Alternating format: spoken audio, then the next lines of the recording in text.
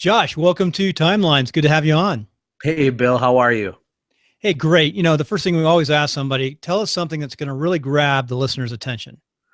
Well, I'll tell you, I was born in Flint, Michigan, which is in some ways like Beirut of the United States. Very impoverished, very hopeless, a lot of negativity and darkness in that city. I'm the first entrepreneur in my family, and I always joke that I have a bachelor's degree in pain and a master's in suffering because pain is an excellent teacher, especially in business. So you're the first entrepreneur. What, if you don't mind, what did your family do?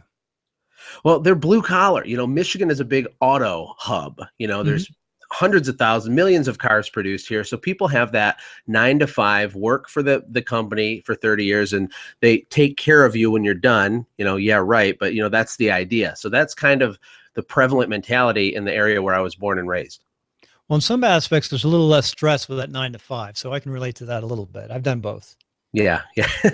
But if you're an entrepreneur like me and you have that itch, it just, you can't escape it. It just never lets you go. And I did start originally in a traditional career path. I didn't just go guns blazing immediately, but I'm glad I made the choice I did. And, to each their own. And I respect all the hard workers that work in the auto industry and any, normal job as well, of course. So I know one of your first ventures was a pressure cleaning company, cleaning systems and processes, which you did very well on. Tell us a little bit about that. Well, yeah, I actually went into finance in my early 20s and I ended up working for JP Morgan Chase. I had my securities licenses. I was on kind of a really good, make your mama proud trajectory with my life. But, sitting in my cubicle with my little tie on, I just panicked when my wife got pregnant. So at 25 years old, I decided to start a window cleaning business, which really to most people on the outside was completely insane. And my own mom wouldn't talk to me for a week because she thought I was ruining my life. And God bless her, because, she just loved me and was scared for me. But, it's a repeat service. It's got high margins and it's a niche thing. I saw an opportunity and I went for it. And you know what? It was not cupcakes and rose petals. It was a struggle. And we had, that's where I earned my bachelor's in pain, was through mistakes. And we struggled for the first couple of years before I really started to understand, how to make it scale. And I sold that business last year, had it about 8 years. Had around 25 employees, produced well over 100,000 a month in revenue, and really started from a trailer park and kind of did that in that time period and really cut my teeth in business with that company. So very good. And for folks who are feeling a little bit more in this digital world that you're in, you've moved to Costa Rica. You're up visiting right now. You've got 4 kids. I'm impressed. A lot of guys in this digital world and girls don't have families because they just work all the time. Yeah, in some ways that might be an unfair advantage, they would think. But for me, I think being a father gives me the edge because, shaping the minds of my kids, I mean, it's my job as a father, not just to love my family and provide for them, but to really let them watch their dad take intelligent risk, try new things, not live in fear and go for it. And moving to Costa Rica, it was a big deal. And it's not just, beach, roller coaster, happy go lucky. It's been a difficult transition in a lot of respects, but I want my kids to see me do those things and to go after, what I really want. And family is at the top of that list, at least for me. Tell us a little bit more about why you went to Costa Rica and what it's like down there. Is it less expensive? It's actually more expensive, which nobody believes me when I say that. But there's a lot of expats moving down there. There's been really a mass exodus out of the United States the last few years. I mean, there's hundreds of thousands of U.S. citizens moving down there, whether they're retiring or whatever the case is. And so the cost of living is a little higher. Fruits and vegetables are cheap. As far as culturally, it's really fascinating because it's the most non-entrepreneurial places I've ever been in my life. I mean, you have the landowners and the wealthy, and you have poverty, and really there is no middle. And people aren't particularly motivated to try to go into business. They feel like it's impossible. There's a lot of bureaucracy. It's a heavily socialized country, and seeing it firsthand has been really, really, really interesting. I mean, the mindset. Now, don't get me wrong, they're family-oriented people. They have a great life expectancy. They're happy, but they live very, very simple lives. That's got to be an experience in itself. Yeah, I noticed when you signed up, you also put yourself for politics of success. I mean, or actually, it's meet the voter. We'll have to have you on as a special guest one of these days, and you can tell us about the experience in the socialist country. Yeah, I'm a free marketeer. I like freedom and liberty. And Amen to that. that system doesn't work. I've been in Central America a few times with the military, and there's plantation owners, a lot of bananas, things like that, and landowners, rich. There's corruption, you name it, it's down there. But Costa Rica does have a good name for a quality place to live, though, for expats. They have a really good marketing arm for tourism, and one of their primary industries, other than coffee export, is tourism. And so it's not bad. I'm not bad mouthing Costa Rica. It's been an incredible thing. I'm blessed and thankful to be there. But their infrastructure, the way that the government corruption works, the bureaucracy is so much worse. You go to the DMV in Michigan or anywhere in the United States, and we complain because it's a nightmare, right? Yeah. Well, multiply that by 20. That's what it's like in these countries, and they're not evil, horrible people. It's just that Americans, we work and we're efficient, and we value processes and things so much better. And even at the governmental level, it's so much better here. And I never really realized that. I mean, I'm a young guy. I'm only 34 years old, but it's really opened my eyes to that in a lot of respects. So now the name of your business is SendGem.com or SendGem.io. Yeah, SendGem.io or SendGem.com. They both get you to where you need to go. It's a software company for small businesses. But in a simpler sense, it lets you send postcards from your phone. So you can take a picture of something and push a button, and a physical, series of postcards, which is called a sequence, will go to wherever you need it to go to, whether it's following up with the customer or trying to get a new customer. And so we sell that to companies all over the United States. Great name. How'd you come up with it? Well, the idea is one of the biggest mistakes that little businesses make is they don't follow up with their current book of business. They're like a lion hunting a gazelle, and when they get a deal, they eat the gazelle and then they look for the next gazelle, but they really need to be more of a farmer. You need to cultivate relationships. You need to manage your book of business better. And when you're a small business, it's overwhelming, and so they just don't do it. So SendGem is called SendGem because that you should do a better job following up with your customers, but you don't have time. So SendGem. Jim has time. He automates that process and reaches out and engages your customers over the course of the whole year, because you push one button on your phone one time. You don't have to think about it. I just like it because I like it too, because the domain is so short and so easy to remember. It's really important. Yeah, that's a side benefit for sure. On the IO. Very, very good. Very good. So you've been in business how long now with it again?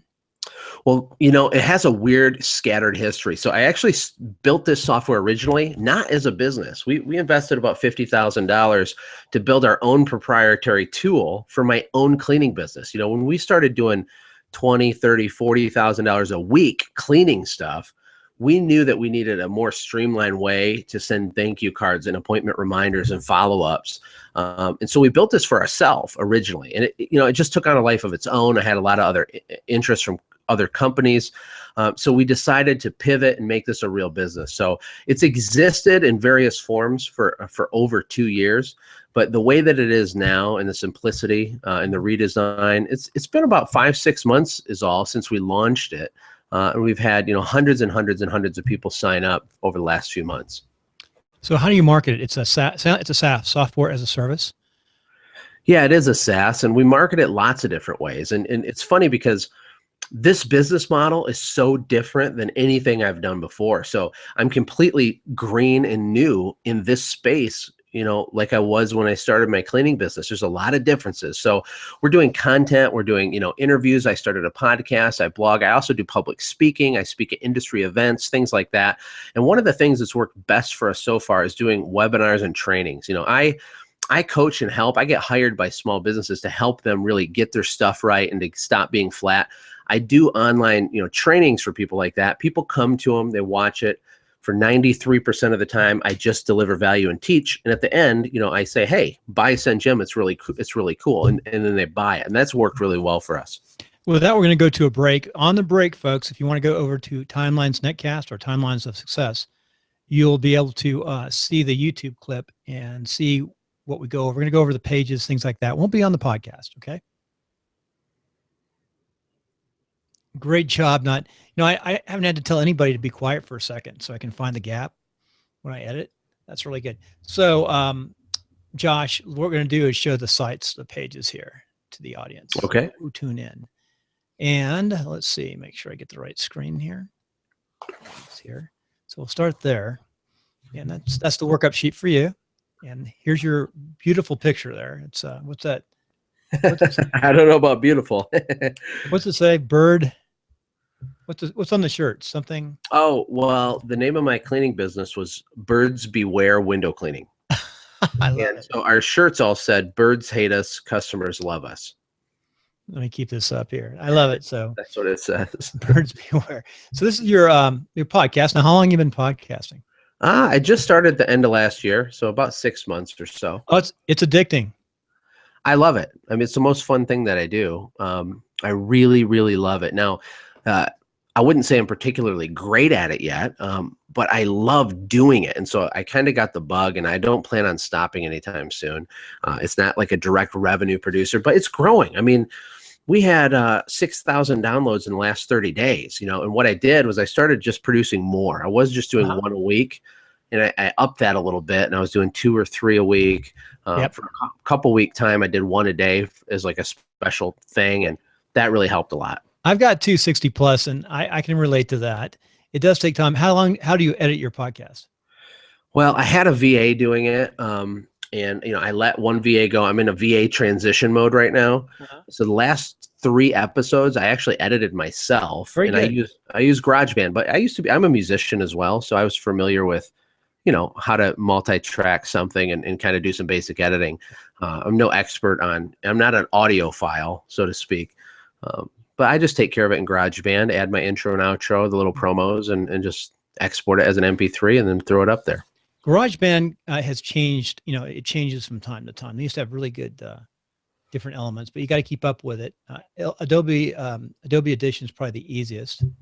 Yeah, I mean, it's a far superior product. It's a deeper product, and just not laziness, but for simplicity's sake, that's what I've been using. But yeah, we need to be using like Premiere Pro or whatever it's called or something. You can get very good sound with GarageBand, though. For what it's worth, they do very good on the side. It just takes longer on the editing.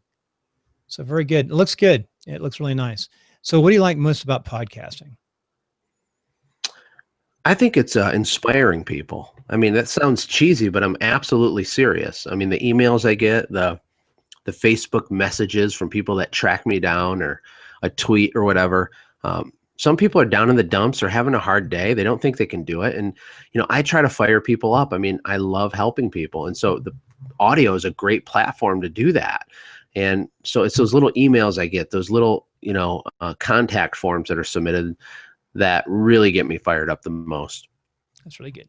So going on over to Send Jim, here's your product. You got a great little landing page, we'd say here. It says start.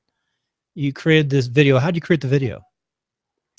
Well, those videos are a combination of different software. So I start out by building a presentation in like Keynote, right? Mm-hmm. And then I go through the Keynote presentation, full screen with all the transitions and the moving parts and everything.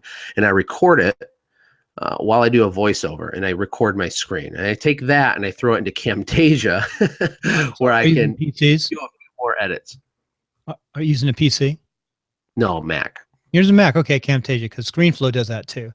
Yeah, I know you have a Mac right now. I used to ask people, are you a Mac or PC? I'll it's funny, never go PC, the younger generation didn't understand that. A Mac or PC? What's that? Yeah. Yeah, once you go Mac, you never go back. I mean, at least for me. Oh yeah, no, Mac. Mac is the way to go in the long run. You got to work at it. You got to learn it, but it's really, for this kind of business, it's great. That's a great page, great squeeze page. It probably took a long time to put all that together. It did. Thank God I have help, because it's a lot of work. Now it's a beautiful site. It's really nice. It's deep. Interesting down at the bottom. I haven't seen this one yet. And here are your costs, annual costs, $360. Yep. Right now, yeah. I mean, we're constantly making changes to that, and there's a lot of things wrong with that page that we have on our board that we're working through. It's a constant process of tweaking and measuring, getting feedback, and really just figuring it out in real time. Now, are you the principal owner of the company, Send Jim? Yeah. Yep. you have any partners in it? Yeah, people. Yes. Yep. I have a business partner, Chris Phillips. He's been with me for forever. I mean, we were partners on our cleaning business. We're partners in the software. Mhm. We'll be partners on probably anything. You know, we're brothers, but not literally, but, Yeah. you know, basically. What does he do in So the we business? do it together. He's more sales. So he's Mhm. the guy. I mean, he's such a nice guy. I'm the visionary. I'm the crazy dreamer. I can pull together the resources in the team and get the money and make the, you know, I'm the CEO, and Yeah. he is like the head of sales and marketing or something. He can get on the phone and win people over and explain the product in a really simple way, and, you know, get them on board and help them win with it. I try to look at more the bigger picture and really understanding the model that we're trying to build, things like that. I was just worried. I had the circle of death going for a couple seconds. I always worry about that. Oh crap. Yeah, you're coming through great to me. Okay, we're working now. I just, instead of hitting stop sharing, I hit the other button. Now I know I'll fix this here. I hit my camera. Come on, baby. Let's figure turn on camera. Okay. Yeah, it's choking right now. I haven't had one choke in a long time. Are you there? Yep, I'm here. Shoot, this is painful. And I'm recording. Stop it. Okay, I'm getting the circle right now. This hasn't happened in a long time. Okay, you can physically see me, huh? No, I can't see you. I got a little thumbnail of your headshot. See what's So going that's on. it. Built in. We might have to do it just on this head. Put you on the camera because it will work with you. You need me to do something? No, nothing. I Okay. apologize for the listeners out there. This usually doesn't happen. But audience, just stop what's going on here. I just hit a button that I shouldn't have hit. Okay, let's try one more thing. Let's go into share screen. And what you do, folks, here's a little lesson. Let's say you did something wrong. We're going back into share screen, and we're going to present to everyone, and we're going to stop sharing and see if that brings back the system. Yep, you're back. You can see me? I can see your screen. Yeah, well, no, I just turned the screen off. I can see your email. Talk about Mac. We're having exciting Mac. I might have to put two shows together, which I can do. I might have to restart a link. Haven't had this happen in a while. Let me see something.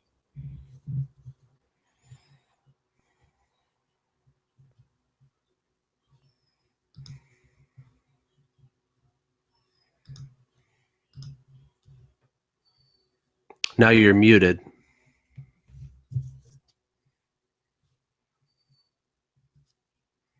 I got no audio, Bill.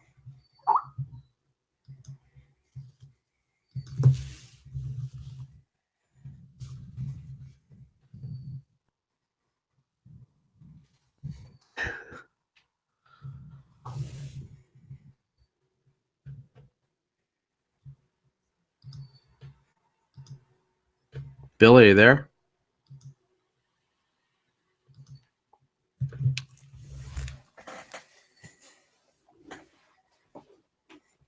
I don't know if you can hear me, but I got no audio or video.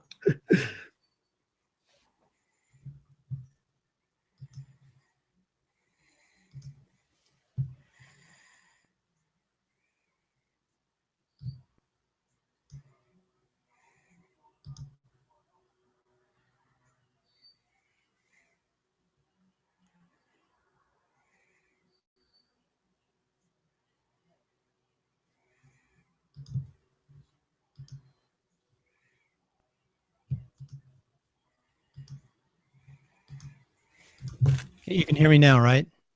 Yes, now I got audio. Okay. Not sure what's going on with the video here. Yeah, you were gone for a long time, audio-wise. Yeah, I know. It's I just had the screen. I hit on the share instead of hitting stop sharing. I actually hit the share button again and threw it off. And I have a lot. I'm just looking at my site here. We're going to continue on like this. Let me just knock off some stuff here. Force quit.